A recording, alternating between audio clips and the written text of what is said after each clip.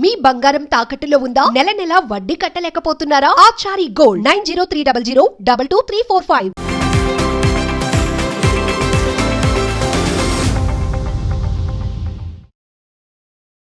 నమస్తే, welcome to our channel. నేను మీ దిలీప్. ఒక విషాదకరమైన ఘటన చోటు చేసుకుందండి లండన్ లో.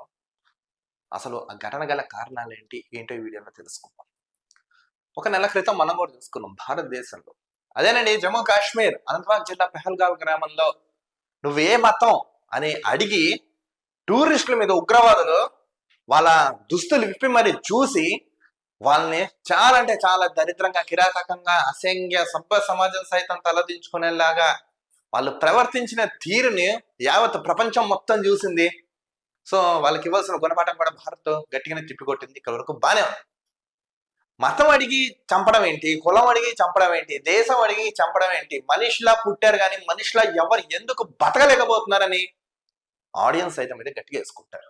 ఇప్పుడు ఇలాంటిది ఒక ఘటన లండన్ లో చోటు చేసుకుందండి. చూడండి, దేశం పేరు అడిగి మరి లండన్ లో హిందూ యువకులపై దాడి. ఏందండి ఈ దరిద్రం? నాకు అర్థం కాదు. ఒకడేమో తెల్లగా ఉన్నవాడిని ఓడి చంపుతాడు, ఒకటి నల్లగా ఉన్నాడు ఓడి చంపుతాడు, వాడు ఈ మతం అని చెప్తాడు, వీడు ఈ ప్రాంతం అని చెప్తాడు, వీడు ఈ దేశం అని చెప్తాడు, వీడు ఈ కులం అని చెప్తాడు, వీడు ఈ వర్గం అని చెప్తాడు, ఈ ఉద్యోగం అని చెప్తాడు, వీడు ఈ వృత్తి అని చెప్తాడు. ఈ చంపుకుని నరకుండా పోతే పూర్తిగా ప్రపంచం మొత్తం శ్మశానం అయిపోతుంది కదా. అరే మనిషి లేనప్పుడు సమాజం మీద ఇవన్నీ ఏం చేస్తాయి అబ్బా? ఇక్కడ చూడండి ఈ ఘటన అసలు ఏం జరిగిందో ఇక్కడ. ఇది నేను గ్రౌండ్ లెవెల్లో అనాలిసిస్ చేసి మీకు చెప్తున్నాను. టైమ్స్ ఆఫ్ ఇండియా కథనం ప్రకారం మే 30న 20-21 ఏళ్ల వయసున్న ముగ్గురు హిందూ యువకులు లండన్ లో హ్యారో రిక్రియేషన్ గ్రౌండ్ క్రికెట్ ఆడేందుకు వెళ్ళారు.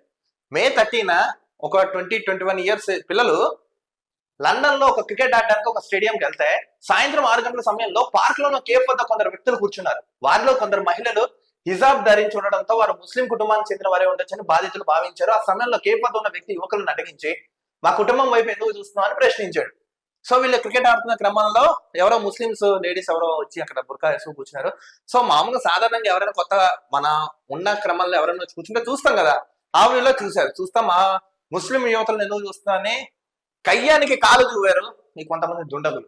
దానికి యువకులు బదులిస్తూ స్నేహితులు క్రికెట్ ఆడడానికి చూస్తున్నామని వారి కుటుంబాన్ని చూడాలని సమాధానించింది. దీంతో అప్పటిగా వివాదం సద్దు మరిగినట్టే అనిపించింది.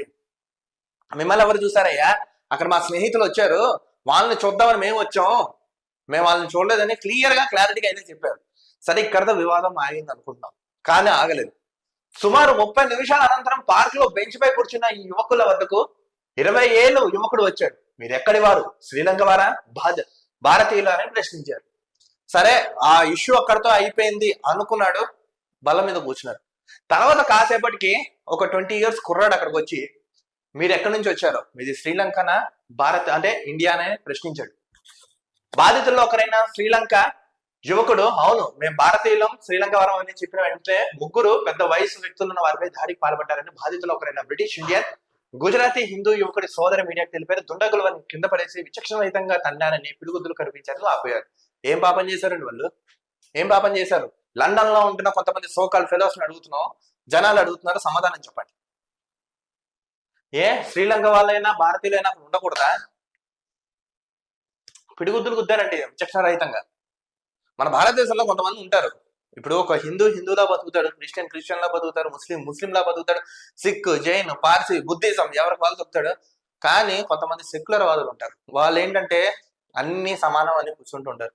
అరే అన్ని సమానం అనే వాళ్ళు ఎవరైతే ఉన్నారో దీనికి సమాధానం చెప్పండి. భారతీయులందరూ కొట్టేశారంటండి. అందులో ఒకడు గుజరాతీ, నెక్స్ట్ బ్రిటిష్ ఇండియన్ అంటే ఒకడు. బయటకు రావాలంటే భయం. దాడి జరిగినప్పుడు తన సోదరు చేతికి గుడిలో కట్టించుకున్న పవిత్ర దారం రక్ష ఉందని బాధితుడు సోదరు తెలిపారు. దాడి చేసిన వాళ్ళు ఒక వ్యక్తి మురాకో ఫుట్బాల్ టీషర్ట్ ధరించున్నాడని, దానికి హకీమే అనే పేరు 2 అనే నంబర్ ఉన్నాయని ఆమె గుర్తు చేశారు. ఈ ఘటన తర్వాత నా సోదరుడు తీవ్ర మానసిక వేదన అనుభవిస్తున్నాడని, బయటకు రావాలంటే భయపడుతుంది. ఎందుకంటే భయపడుతున్నాడు. అందుకే చట్టాల్లో మార్పులు తేవాలి. మనం ఏంటంటే మన ఈ దేశం వదిలేసి ఏదో పక్క దేశంలో ఏదో పొడుగ్గా బాగుంది కదా అని పోతాం. వెళ్ళి కుక్కలాగా కుక్క కూడా అనకూడదు, కుక్కలు కూడా ఫీల్ అవుతాయి, బానిసలాగా పోయి బతుకుతున్నాం మనం. మన దేశంలో వనరులు లేవో మనకి మిగతా దేశాలు పోల్చుకోండి. అమెరికా జనాభా ఎంత 40 కోట్లు, లండన్ జనాభా ఎంత 12 కోట్లు, ఆస్ట్రేలియా జనాభా ఎంత 16 కోట్లు, స్వీడన్ జనాభా ఎంత 22 కోట్లు, మన దేశ జనాభా ఎంత 170 కోట్లు. మన దేశంలో ఇన్ని వనరులు, ఇన్ని ఫెసిలిటీస్, ఇన్ని ఆర్గనైజేషన్స్, ఇన్ని ఇండస్ట్రీస్ ఇంత చదువు ఇంత ఎక్కడెక్కడో వాళ్ళు ఇక్కడ పెట్టుబడులు పెడుతుంటే మనం పోయి పక్క దేశాల్లో బానిసల్లో బతుకుతున్నాం, ఇగో ఇలాంటివి అనుభవిస్తున్నాం. అయినా బుద్ధి రావట్లేదు మనకి. అతను ఇంతకు ముందు ఎప్పుడు ఇలాంటి పరిస్థితి ఎదుర్కోలేదు. ఇటీవలే సంవత్సరం పరీక్షలు పూర్తి చేశాడు. దాడి జరిగిన తర్వాత వారం నుంచి 2 వారాల క్లినిక్ ప్లేస్మెంట్ వెళ్లాల్సి ఉండగా అది కూడా వాయిదా పడింది అని ఆవేదన వ్యక్తం చేశారు. ఘటన జరిగిన 2 వారాలు గడుస్తున్నా పోలీసులు సీసీటీవీ ఫుటేజ్ కూడా పరిశీలించలేదని పోలీసులు తీరుపై అసంతృప్తి వ్యక్తం చేశారు. మన దేశంలోనే మనకు సరిగ్గా లేవు, పక్క దేశంలో జరిగితే అక్కడ వాళ్ళు పట్టించుకుంటారని ఎలా అనుకుంటున్నారు? నేను అదే చెప్తాను, మనకి ఐక్యమత్యం లేదు. యూనిటీగా ఉంటేనే ఎవడు మన జోలికి రాడు, మనం అనుకున్నామని సాధిస్తాం. ఎప్పటి నుంచో చెప్తున్నాం. మనమేమో పక్క దేశానికి వెళ్ళి బానిసగా బతుకుతూ వాళ్ళ చేతిలో తండ్రులు తింటున్నాం. చూసారు కదా, ప్రాంతం పేరు, మతం పేరు, దేశం పేరు అడుగు మరి వాళ్ళు తంతున్నారు అక్కడ లండన్లో. మనం అన్ని మతాలు సమానమే, అందరూ సమానమే, అన్ని దేశాలు సమానమే అంటాం. సిగ్గు తెచ్చుకోండి ఎవరైతే అవుతున్నారో. ఈ జనాలు కూడా ఉంటున్నారు పబ్లిక్.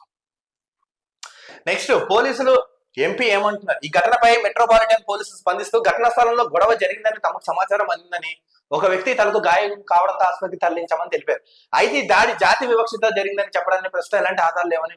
ఏంటంటే ఈ దాడి జాతి వివక్షతో జరిగిందని చెప్పడానికి ప్రస్తుతం ఎలాంటి ఆధారాలు లేవా? మళ్ళీ ఆధారాలు లేనప్పుడు ఈ వ్యక్తి వచ్చి మీరు ఎక్కడి వారు, శ్రీలంక వారని అడిగాడు కదా ఒక 20 ఏళ్ళ యువకుడు.